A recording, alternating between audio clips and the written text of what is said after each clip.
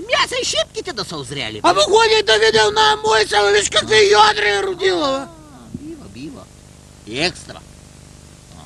Ай, какво люто пак ще си сторя сега. Добър ден. Добър ден! Добър ден! Добър ден. Че дал ти Бог добро. Добър ден, Как я карате? А не караме, почиваме. Абе, добре, че сте тук. Тръгнала съм за Турен, а не знам нито откъде да мина, нито колко километра е. Слоя, ще караш ти под свася пътя за Турин, асфалта. Решила съм по главния път да се вървя. По-слоя, майци. Да, колко километра имам до Турен?